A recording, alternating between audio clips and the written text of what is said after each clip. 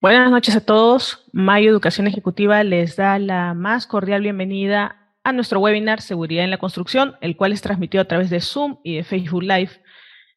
Como saben, Mayo Educación Ejecutiva es una empresa que promueve una serie de programas y talleres de capacitación continua relacionados a la administración de contratos de obras privados y públicos. Es por esta razón que el martes 15 de noviembre estaremos dando inicio al seminario online Ejecución de Contratos NEC 3, Aspectos Prácticos, con la participación de la ingeniera Cintia Nieves García, especialista en Procura y Administración de Contratos NEC, y el abogado Michael Vélez Jara, especialista en Arbitraje, Infraestructura y Administración de Contratos de Construcción Públicos y Privados. Los participantes de este webinar accederán a un descuento exclusivo. Solo tienen que escribirnos a nuestro WhatsApp 913-014-449 o a las redes de Mayo Educación Ejecutiva. Sin más preámbulo, presentamos a Esther Ángeles Solano, abogada experta en Derecho Laboral y magíster en Relaciones Laborales por la Pontificia Universidad Católica del Perú, especialista en Recursos Humanos y en Comunicación Interna y Endomarketing por la Universidad del Pacífico. Actualmente brinda asesoría legal y es directora en la consultora Estrategia Laboral. Cuenta con más de 10 años de experiencia en asesoría estratégica a empresas de diferentes sectores económicos bajo un enfoque multidisciplinario y de negocio.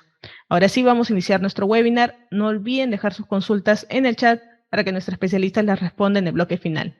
Sin más preámbulo, le concedo la palabra a nuestra docente. Muchas gracias, Fiorella. Buenas noches con todos. Espero que se encuentren muy bien. Gracias a Mayo Educación Ejecutiva por este espacio para poder compartir acerca de un asunto que resulta relevante para el sector construcción, y es la seguridad.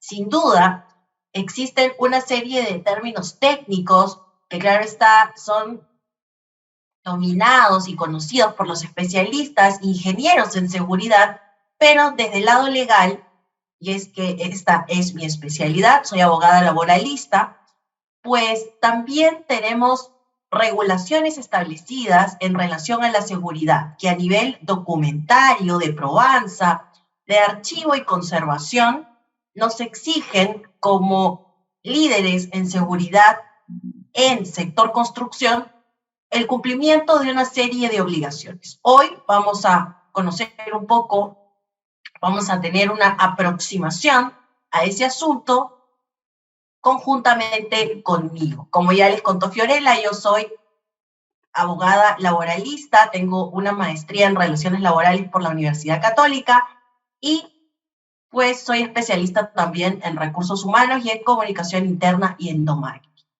Empezaremos conversando por el régimen de construcción civil, luego pasaremos a conocer cuál es la normativa aplicable en estos términos de seguridad, para finalmente conocer ciertas obligaciones, aproximarnos a obligaciones respecto al sistema de gestión y pues algunas estrategias y recomendaciones desde mi perspectiva legal. Sin duda, muchos de nosotros estamos al corriente que el régimen de construcción civil establecido en el Decreto Legislativo 727 regula pues la actividad que se encuentre comprendida dentro de la sección F de la Certificación Industrial Internacional Uniforme y supone pues que este régimen de construcción civil resulte aplicable a aquellas obras cuyo valor sea igual o superior a las 50 UITs. Y dentro de este esquema, dentro de este régimen de construcción civil, tenemos pues personal operario, oficial, ayudante y peón,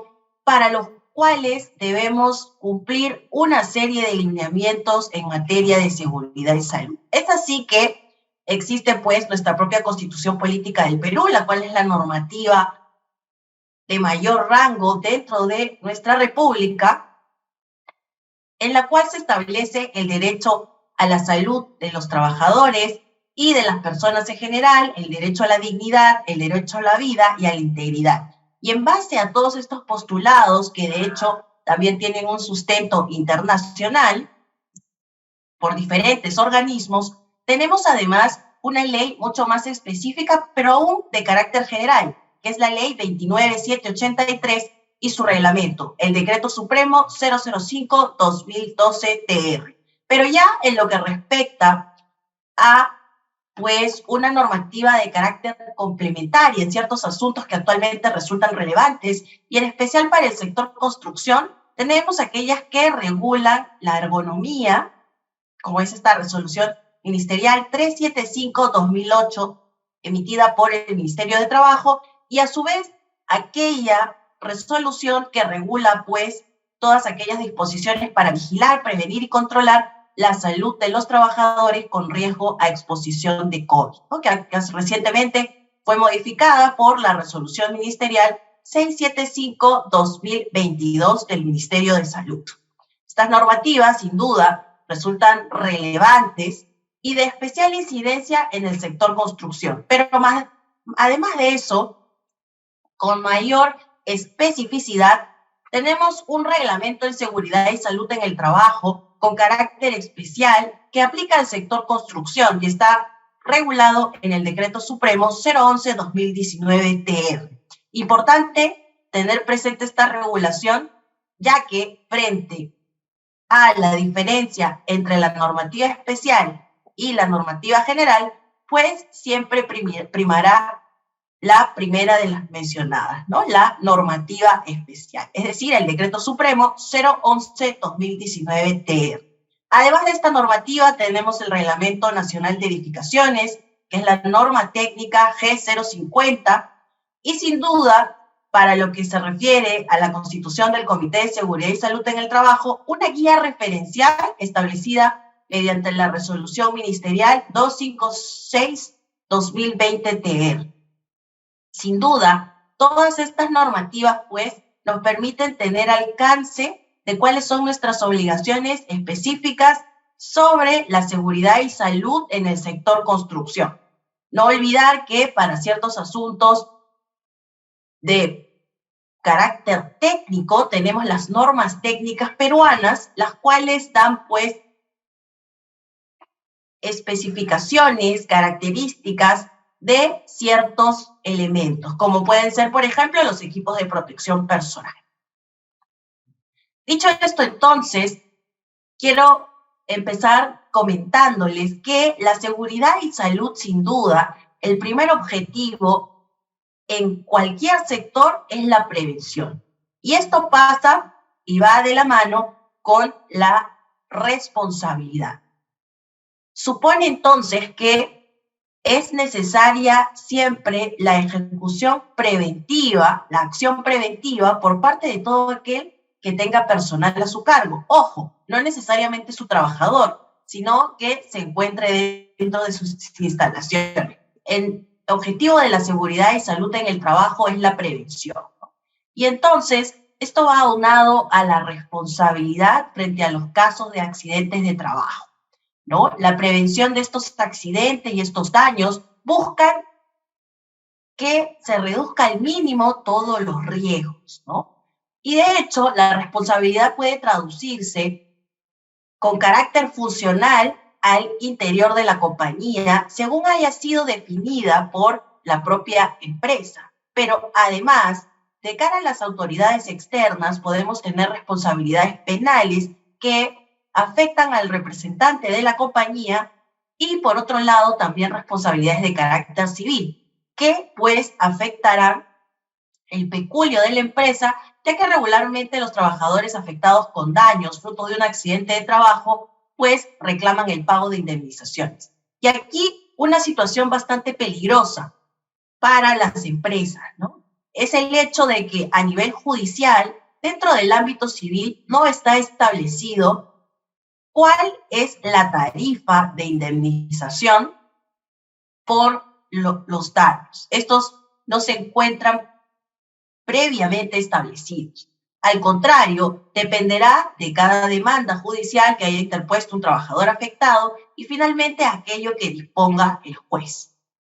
En esta línea, pues, es importante que la prevención sea lo más rigurosa posible y para ello debemos acompañarnos del cumplimiento no solo de las condiciones, los peligros, los riesgos y la aplicación de medidas de control en la práctica, sino también de generar toda la prueba, todas las evidencias que resulten necesarias para acreditar nuestro nivel de cumplimiento.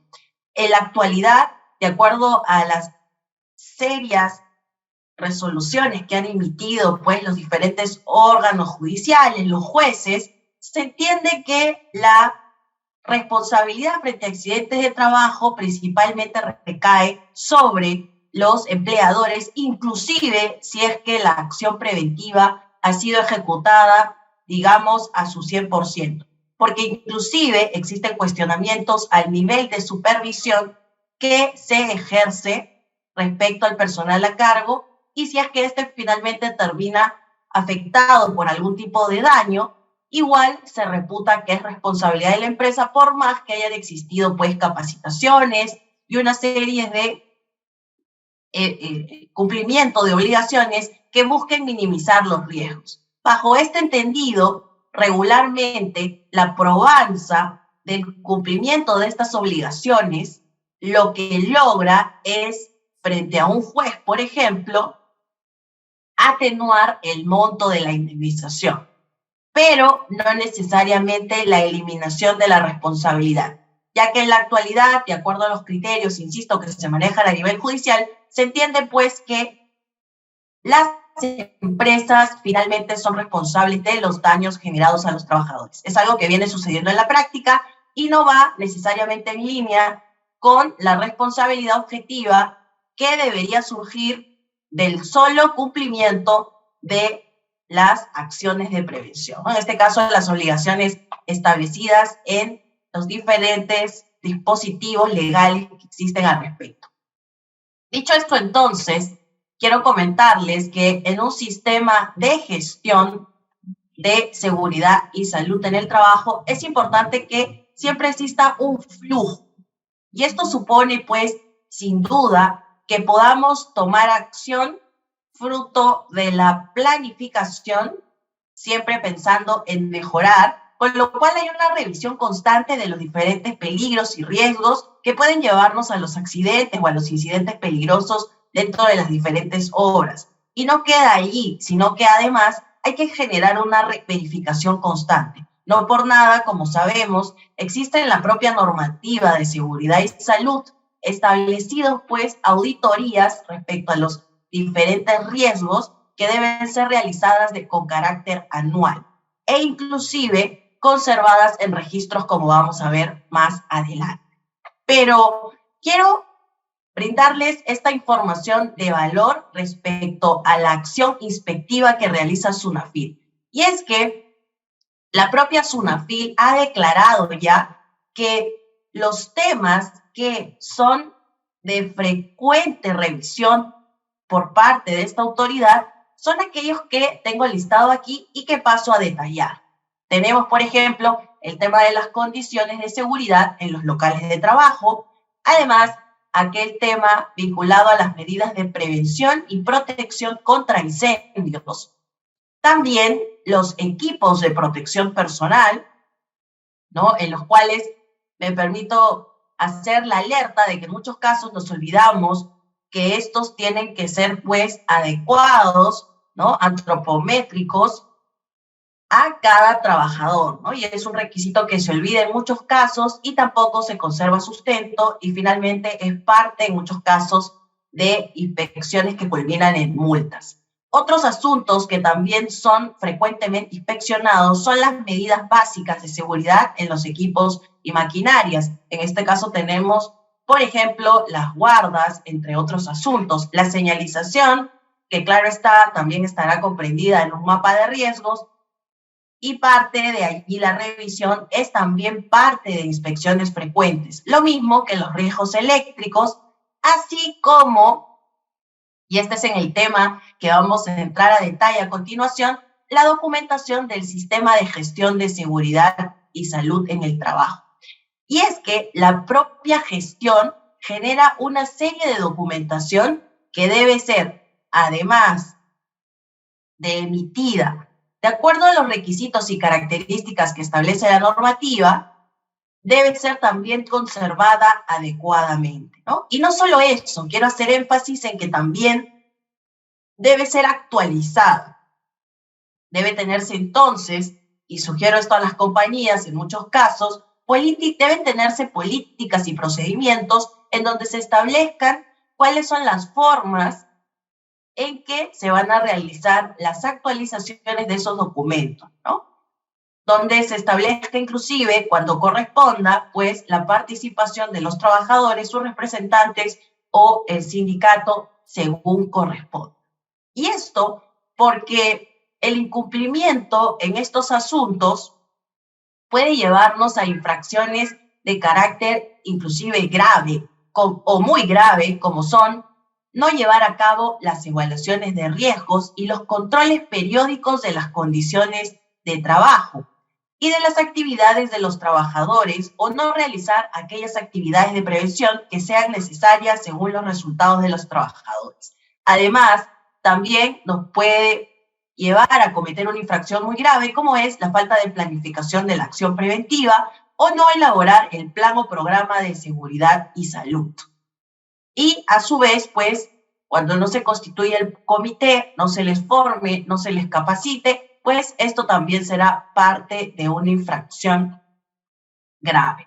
Por su parte, dentro del ámbito de aquellas infracciones muy graves, tenemos la falta de implementación del sistema de gestión de seguridad y salud en el trabajo o no tener el reglamento de seguridad y salud en el trabajo.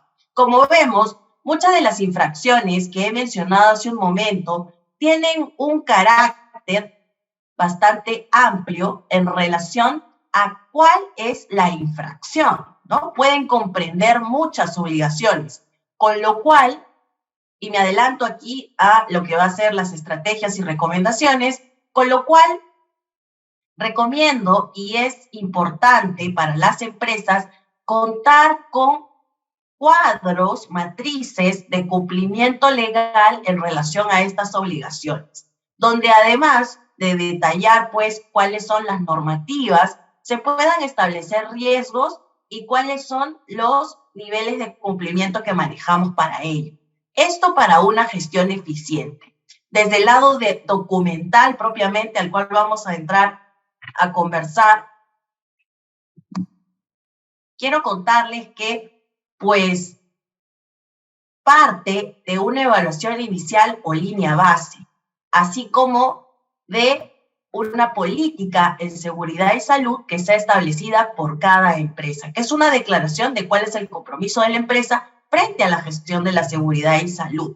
Y además también parte de que en base a esta evaluación inicial o línea base, que es principalmente el diagnóstico de lo que viene ocurriendo en la empresa en términos de seguridad y salud, conforme inclusive al modelo de matriz de revisión que ha proporcionado el propio Ministerio de Trabajo, se pueda luego identificar peligros y riesgos, así como medidas de control. Y es que en base a estos documentos, donde la empresa se compromete y establece cuál va a ser su norte en relación a temas de seguridad y salud, ya identificados los peligros y riesgos, tenemos en adelante documentación que va a resultar indispensable y que en muchos casos se pierde de vista.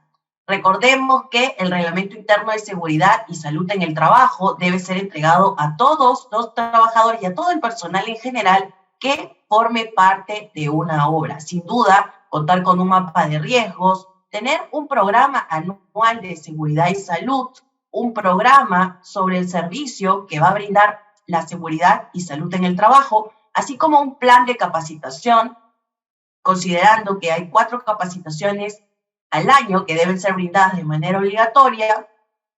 Debe toda esta documentación ser parte de nuestro archivo documental en seguridad y salud. A su vez también deben encontrarse allí registros, los libros de actas de comité, entre otros documentos, pero siendo estos los principales. Y también aquellos que forman parte de una fiscalización frecuente por parte de SUNAFIL. Es importantísimo que recordemos que al momento de iniciar el vínculo laboral, ya pensando en una relación de trabajo, se inicia esta con la entrega del contrato de trabajo en la cual se acompaña las recomendaciones en seguridad y salud en el contrato de trabajo. Muchas empresas se guían por unas recomendaciones en seguridad y salud de carácter tipo, es decir, que es un texto preestablecido, el cual simplemente toman para todas las posiciones en general. Mucho cuidado con hacer este tipo de documentación, ¿no? De transferir este tipo de documentación, ya que allí lo único que estamos haciendo es, en muchos casos, contener peligros o riesgos que no necesariamente están vinculados a un puesto de trabajo y así pues confundir al trabajador, no informarlo adecuadamente y eventualmente en el caso de algún daño, sea un accidente o un incidente peligroso, pues complicamos la situación de defensa legal de la compañía. Todo documento que vaya a ser entregado a un trabajador debe realmente adecuarse a la situación propia del trabajador. Lo mismo pasa con las inducciones y capacitaciones. Pero conozcamos más acerca de estos documentos. En el caso de la política de seguridad y salud en la empresa, sin duda esta debe ser específica, ¿no? Y debe tener una fecha y la firma, sin duda, del empleador o su representante, de modo que pueda ser difundida y fácilmente accesible. La colocación en las instalaciones de la compañía es pues la forma más recurrente para hacer la entrega de la misma o también acompañarla al reglamento interno de trabajo, el cual entregamos a los trabajadores bajo cargo. Y ojo, esta política debe ser actualizada frente a los diferentes eventos que pudiera tener la empresa y pudiesen constituir algún tipo de riesgo o peligro. Por su parte, el reglamento de seguridad y salud en el trabajo, no olvidemos que es obligatorio para empresas con 20 trabajadores o más. Pero, sin duda, obligado a tener el documento para aquellas empresas que están obligadas a ellas, deben poner en conocimiento a los trabajadores, sean a través de medios físicos o digitales. Importantísimo aquí es el cargo. Si la entrega se hace por medios digitales, no dejemos de tener un documento en el cual el trabajador acepta que la entrega a través del envío del correo electrónico designado y el archivo en el cual se evidencia que este reglamento ha sido pues enviado a ese correo, basta como prueba, como evidencia de la entrega y recepción efectiva. Ojo, mucho ojo con eso. En muchos casos se hace la entrega física, pero cuando se trata de la entrega digital, no perdamos de vista este asunto. Y sin duda, todos los trabajadores, pues, así como cualquier otro personal que esté dentro de las instalaciones, debe tener acceso a esa información. Otra obligación documental que no debemos perder de vista es que la identificación, la matriz de identificación de peligros y riesgos, así como la evaluación y control de los mismos, debe ser elaborada por personal competente. Nuevamente aquí, tener presente que no se trata de una copia de alguna matriz que pudiéramos tener de una empresa que realiza operaciones similares.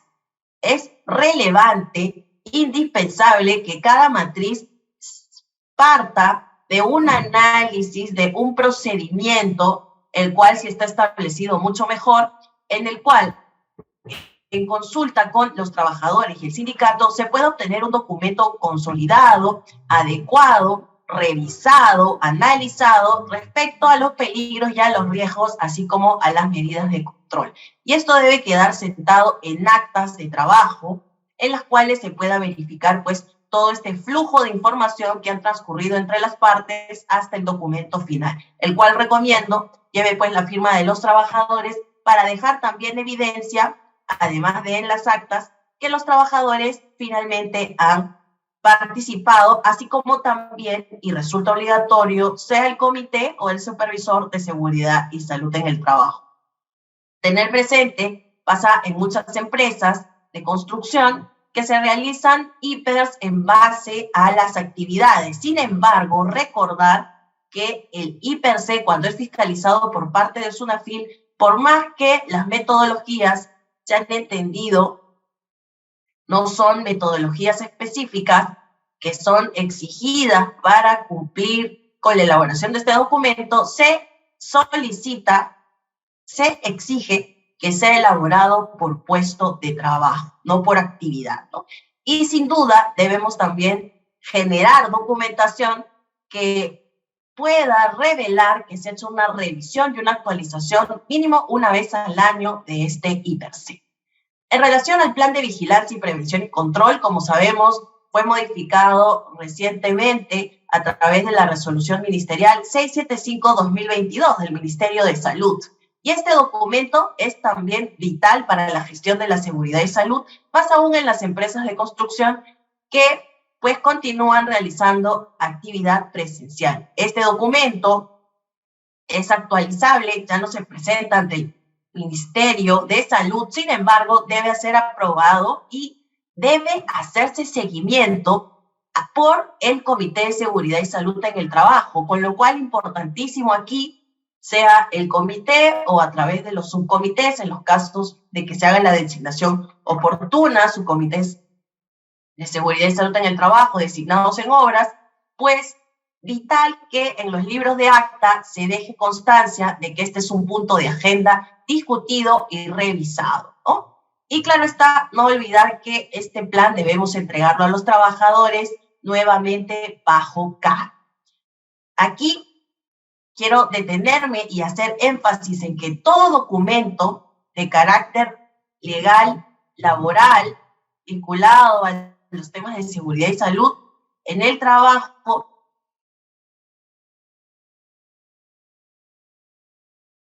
y en general cualquier documento o la orientación y los lineamientos establecidos en las normativas es imprescindible que sea pues formalizado, claro está, pero también comunicado a los trabajadores bajo CAR. Y claro está, con especial énfasis en el sector de construcción, donde la inducción y la capacitación tienen un cariz de mayor relevancia, ya que los riesgos están a la orden del día, pues sin duda siempre contar con actas de constancia de entrega, actas de constancia de capacitación, ya que esto nos sirve como prueba frente a las diferentes autoridades y también para nuestros propios archivos, ya que se tratan de obligaciones legales. Dicho esto, entonces, hay medidas pues de prevención y de carácter colectivo que deben ser aplicadas en todas instituciones. Y sin duda, en el caso del COVID, pues estos controles que buscaban eliminar, sustituir, eran controles de ingeniería y controles administrativos, y esta jerarquía de controles en general que se despliega para todas las actividades vinculadas a la actividad de construcción, pues deben ser ejecutadas, ¿no? Y son parte del análisis que nos lleva finalmente a contar con un IPERC y establecer medidas de control para los diferentes peligros y riesgos que determinemos. Sin duda, otro de los asuntos formales que resultan también obligatorios son los mapas de riesgos. Estas son representaciones gráficas en las cuales se identifican, se localizan y valoran estos riesgos, ¿no? Estos diferentes procesos peligrosos, estas condiciones de trabajo a las cuales están expuestos pues los diferentes trabajadores, ¿no? Particularmente, como ya había mencionado, es importante que al momento de querer aplicar, ¿no? Y querer, digamos, tomar en cuenta ciertas características técnicas, apliquemos aquellas que están establecidas en las normas técnicas peruanas. Hay muchas que pueden resultar de carácter referencial, pero hay algunas otras que resultan de carácter obligatorio. Para el caso de las señales de seguridad que pueden ser empleadas y identificadas en los mapas de riesgos, tenemos esta norma técnica peruana, la 399.010. Por otro lado, en el caso de los registros, pues, quiero comentarles que estos registros tienen un plazo de conservación. Y aquí mucha atención porque estos documentos sirven para poder ejercer defensa ante la SUNAFIL o ante el Poder Judicial, cuando existen reclamos por daños y perjuicios fruto de accidentes de trabajo o incidentes peligrosos o enfermedades ocupacionales. Entonces, podemos revisar la información mínima de estos registros en la Resolución Ministerial 050-2013-TR y también en la Resolución Ministerial 085-2013-TR. Pero además de eso, es importantísimo que cumplamos con conservar estos registros. No pensemos que por la sola emisión, al momento de, pues, de la oportunidad que corresponde, con eso basta, ¿no? Sino que hay que llevar un archivo ordenado, una conservación adecuada de esta información que más adelante nos va a servir para poder afrontar estos diferentes juicios, estas diferentes denuncias ante SUNAFIL que podamos tener por estos asuntos. Así, la conservación legalmente exigida para enfermedades ocupacionales, miren ustedes, es de un plazo de 20 años. En esta medida, lo hacen muchas empresas, podemos recurrir a la conservación digital. Por su parte, en el caso de accidentes de trabajo e incidentes peligrosos, estos registros pues deben conservarse por un plazo de 10 años posteriores al suceso, y luego el resto de registros, el registro de emergencia, en fin, entre otros, deben pues conservarse por un periodo de 5 años posteriores al suceso. Ustedes pueden contar con un archivo activo, es decir, en las propias instalaciones de la empresa, que corresponda a los eventos de los últimos 12 meses, ¿no? Y sin duda ya el resto de información puede ser llevada a almacenes, ¿no? A cargo inclusive de terceras empresas, pero lo importante es que la información se mantenga, ya que sirve de evidencia para diferentes casos que pudieran surgir. Frente a la prueba negativa en un juicio, es decir, de no poder probar que he cumplido con mis obligaciones, bajo el estado actual de responsabilidad en seguridad y salud, lo que ocurre de manera inmediata es que un juez o una autoridad como la SUNAFIL pues presumen la responsabilidad. Y particularmente en los casos de daños y perjuicios, insisto, lo que se hace es establecer, además de la responsabilidad inmediata, una no atenuación del monto de la indemnización que reclame el demandante, ¿no? Con lo cual, al no existir daños tarifados, es decir, no se ha establecido objetivamente que para todos los casos los jueces van a valorar determinados tipos de daños en determinadas partes del cuerpo de determinada manera, con lo cual el monto de indemnización final depende de cuáles sean los conceptos reclamados, así como de finalmente cuáles sean los montos que ha reclamado el propio denunciante. Por un mismo evento de tal vez pérdida de miembros de una mano, ¿no? De dedos de una mano, podemos tener casos en los cuales, fruto de una demanda, un trabajador ha obtenido una indemnización de 10.000 soles, 5.000 soles, sin embargo, existen casos que se han tornado hasta millonarios, ¿no? 1,5 millones y pues oscilando en diferentes montos. Ya cuando hablamos de una obra, pues también tenemos como empleadores la responsabilidad de implementar y garantizar un plan de seguridad y salud en el trabajo de la obra, que es el famoso PSSTO. Y este plan, pues sin duda, debe ser cumplido también por las contratistas y las subcontratistas de quien fuese el empleador principal en esa obra. Además, claro está, de que deben elaborar el propio. Y sin duda, los jefes de los trabajadores pues podrán ejecutar sus propios mecanismos de supervisión y control, pero de hecho este plan debe estar disponible para la obra y contar pues con el detalle de cuáles son las acciones de prevención vinculadas.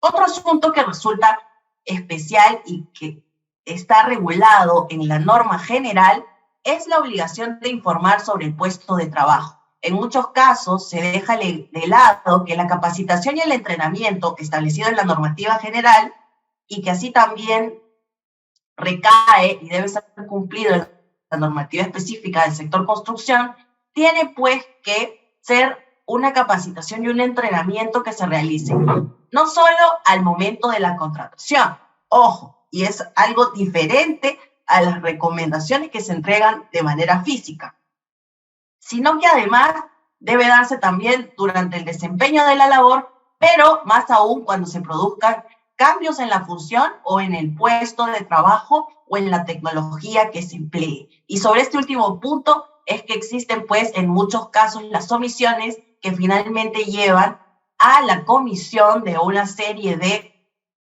riesgos y pues una serie de contingencias, de accidentes, de incidentes que realmente perjudican a las empresas empleadoras. Particularmente en el caso de la inducción y la capacitación, recordemos que el Decreto Supremo 011-2019-TR ha establecido que esto es extensivo a todos los trabajadores y sin duda dependerá pues esta inducción, estas capacitaciones del tamaño de la obra, de cuáles son las actividades que se realizan y además de cuáles son los riesgos que existen.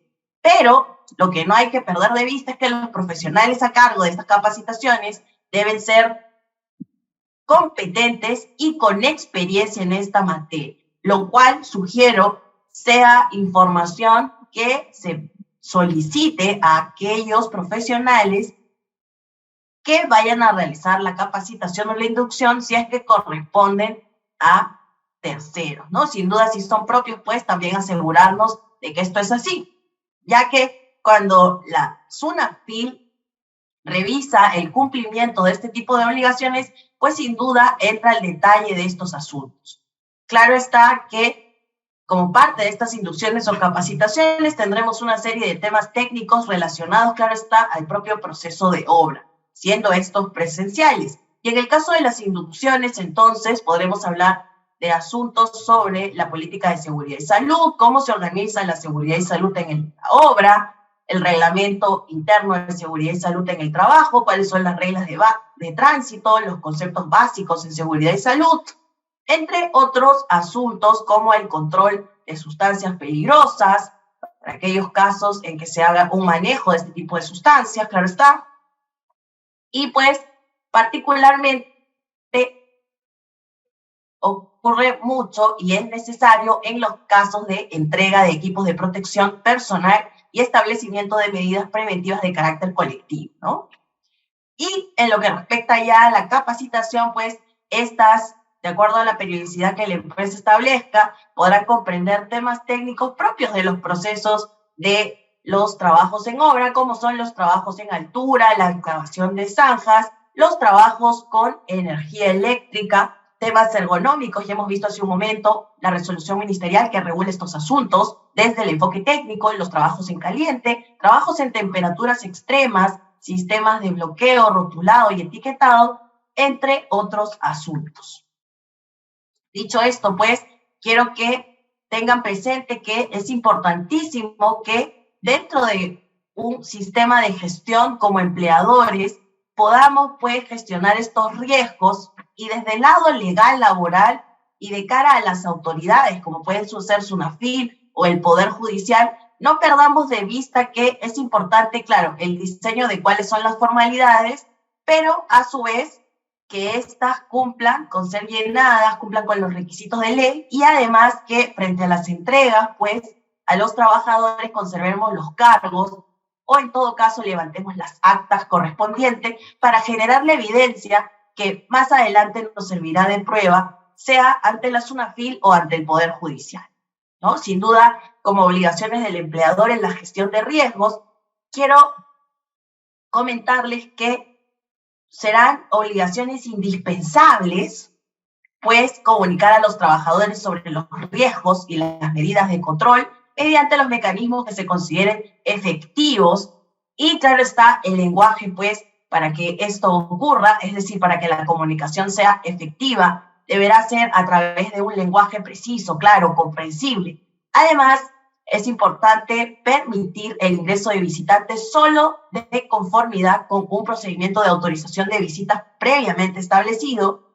Y claro está, ya lo hemos visto, ya lo hemos mencionado, en el caso de los cambios de los trabajadores en un puesto de trabajo, pues si hay que realizar la actualización del IPRC, esto también debe generarse, ¿no? No olvidemos que este es un sistema de gestión en el cual debemos pues hacer verificaciones constantes, y si esto nos llevan al rediseño de las formalidades, pues debemos ejecutarlos y ver la forma de realizarlo de manera inmediata para que todo documento vinculado al sistema de gestión se encuentre actualizado y refleje cuáles son las condiciones que queremos exigir a los trabajadores y que queremos regular en torno a la seguridad y salud. Esto para que, de cara a los procedimientos administrativos ante SUNAFIL o ante el Poder Judicial, las pruebas, claro están, las evidencias se encuentren actualizadas. Finalmente, resultan obligaciones también a las cuales hay que prestar mucha atención en la medida en que son incumplimientos que regularmente, con frecuencia, constituyen pues las infracciones que hemos citado al inicio, y es que también el empleador está obligado a garantizar las coordinaciones en materia de seguridad y salud con las empresas contratistas o subcontratistas cuando corresponda. Y finalmente, pues, señalarles que importantísimo también establecer un protocolo para la interrupción de actividades en caso de peligros inminentes. Como ya conocemos, puede que muchos hayan escuchado de esto, la paralización de obras en los casos de peligro inminente también puede ser ordenado por SUNAFIL, pero sin embargo debemos generar al interno de nuestras obras también protocolos para que esto ocurra si es que los propios trabajadores advierten de una situación, de un peligro de ese carácter, ¿no? Inminente. Dicho esto, entonces, quiero hacer énfasis en esta exposición que busca aproximarlos a ciertos asuntos de carácter legal laboral que son rigurosos y deben ser cumplidos por parte de toda empresa, particularmente en el caso del sector construcción, dado los riesgos existentes, que es necesario tener las pruebas, las acreditaciones, las evidencias que dejen por sentado el cumplimiento de estas obligaciones, pero además la comunicación a los trabajadores en los casos que correspondan. Solo una adecuada gestión de estos riesgos y peligros, claro está, en la práctica, mediante la aplicación de medidas y prevención y condiciones, nos asegura pues un nivel de riesgo de que se concrete un accidente de trabajo o algún daño al trabajador mínimo. Sin embargo, no debemos olvidar que además de esa estrategia de acción, también requerimos una estrategia de carácter documental, que es principalmente conservar adecuadamente todas las pruebas y generar las formalidades con las constancias de entrega y las actas de participación que correspondan debidamente firmadas, ya que solo estos documentos nos permiten cumplir con los requerimientos de información por parte de las autoridades, generar nuestra propia defensa y hacer un análisis estratégico de las diferentes situaciones que puedan surgir, y finalmente, pues, en los casos de demandas judiciales por daños y perjuicios, pues, atenuar el monto de las indemnizaciones en la medida que ha habido una prevención en estos asuntos. Muchas gracias. Voy a pasar a responder sus preguntas. Sí, doctora, me parece que en la parte de preguntas sin respuestas le han dejado algunas consultas. Muchas gracias. Doctora, buenas noches. Una pregunta. En caso de un subcontratista, ¿este debe ingresar con sus propios sistemas de gestión o debe adecuarse a los documentos del sistema de gestión de la empresa principal? Sin duda, debe existir una coordinación entre ambas empresas, ¿no? Importantísimo eso, como hemos visto hace un momento, la coordinación del empleador principal con las diferentes subcontratistas para que el sistema de gestión sea fluido. Gracias, Juan, por tu consulta. Kevin nos consulta, gracias Kevin por tu consulta. ¿Hay SCTR para visitantes o cada persona que viene a obra tiene que traer sus SCTR? Excelente pregunta. Sucede en muchos casos que muchas empresas, claro está, a fin de prevenir los accidentes de trabajo, inclusive de las visitas, ¿no?, de personal que no se encuentra en planilla, deciden realizar la contratación de este seguro, que por ser una actividad de riesgo resulta obligatorio. Sin embargo, no debemos perder de vista que desde el lado laboral, legal laboral, estrictamente legal laboral, la contratación de un seguro de este tipo puede acarrear un riesgo de que la persona a favor de la cual se contrata este tipo de seguro califique como un trabajador de la empresa. Y entonces, ¿cuál es la solución? Pues sin duda, en los casos en que se trate, por ejemplo, de un locador de servicios, la idea es que se haga un incremento de la retribución a pagar y que sea el propio visitante quien contrate su SCTR, ¿no?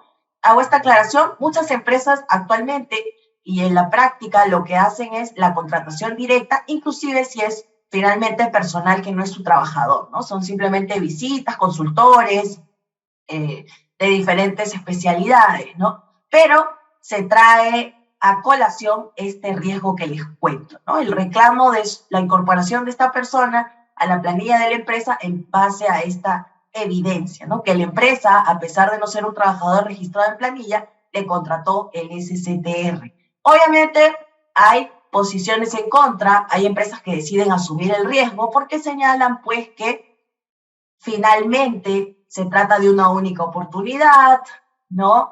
Tal vez fue una visita de mediodía, una sola vez, para un servicio puntual que concluye en un informe, para el cual se tiene un contrato de servicios, ¿no? Pero realmente hay empresas que son mucho más rigurosas. El conocimiento de este riesgo es importante, es relevante, y cada empresa decide cuál es el nivel de riesgo que quiere manejar. Gracias, Juan Miguel, por tu consulta. Nos dices, si la empresa principal entrega los EPP a trabajadores del subcontratista, después los descuenta de su valorización, ¿esto agrava la situación de la empresa principal en caso de accidente ante la autoridad de trabajo? Aquí tenemos dos temas que confluyen, ¿no? Que chocan, que entran en conflicto. No olvidemos que cada empresa, por más que sean empresas que convivan dentro de un lugar de obra, son empresas que deben desarrollar sus actividades de manera autónoma. Cuando existe la confluencia de una empresa principal ordenando, por ejemplo, fiscalizando, inclusive sancionando a personal de la subcontratista, lo que hacemos es, como lo llamamos los abogados, desnaturalizar esa situación. ¿Qué significa esto? Significa que lo que generamos es que en vez que la subcontratista se desempeñe de manera autónoma y pues continúe laborando, prestando servicios por sí misma, lo que hacemos es abrir un frente en el cual estos trabajadores de la subcontratista pueden reclamar, solicitar su incorporación en la empresa principal en calidad de trabajadores. En la práctica, este tipo de reclamos no se da con frecuencia, no es infrecuente. En el sector construcción, dada la temporalidad de los trabajos, más parece claro que aún existan este tipo de órdenes de una principal a una subcontratista, pues finalmente no se concreta una relación laboral, pero porque no existe el interés frecuente de estos trabajadores de subcontratistas de demandar su incorporación como trabajadores en las empresas principales, ¿no? Sin embargo, el riesgo legal existe, ¿no? Con lo cual, para el caso específico que tú planteas, donde se entregan equipos de protección personal, pues sin duda tenemos este frente en el cual estos equipos de protección personal son evidencia de la existencia de una relación de trabajo, pero en relación a el criterio que vaya a establecer la autoridad de trabajo, en este caso la SUNAFIL, sobre la responsabilidad de las empresas en el accidente, pues sin duda para ambas es solidario, ¿no? Más aún, la responsabilidad principal recaería en la subcontratista, que es su empleadora, por no entregar los equipos, y en la empresa principal, pues se podría discutir si es que siendo realmente su empleadora, no así la contratista, pues entrega equipos de protección personal adecuados, ¿no? Como vemos, abrimos ese frente que no solo está vinculado a la responsabilidad solidaria que ya existe frente a los accidentes de trabajo por parte de la principal respecto a los trabajadores de la subcontratista, sino que además abre este frente respecto a la categoría de empleador de la empresa principal. Gracias a todos aquellos que se han unido a la transmisión. He tratado de responder la mayoría de las preguntas. En todo caso, igual tienen mis datos de contacto aquí en el correo y estaré encantada de recibirlos. Nuevamente, muchas gracias a Mayo Educación Ejecutiva por este espacio para poder compartir acerca de estos asuntos que realmente pues son extensos. Yo he buscado darles una aproximación, unas pinceladas en este tiempo tan breve, pero valioso, en el cual podemos compartir de ambos lados. Muchas gracias también por sus consultas. Bien, agradecemos a la doctora Esther Ángeles Solano por esta excelente exposición, así como también a todos nuestros participantes por su tiempo y por formar parte de un nuevo webinar. Esta sesión, así como todos los webinars pasados, los podrán encontrar en nuestro canal de YouTube, Mayo Educación Ejecutiva, y como Mayo de Podcast en Spotify. Al finalizar la transmisión les estará llegando a sus correos una encuesta que nos permitirá a nosotros brindarles cada vez un mejor servicio. Mayo Educación Ejecutiva les agradece su participación. Buenas noches.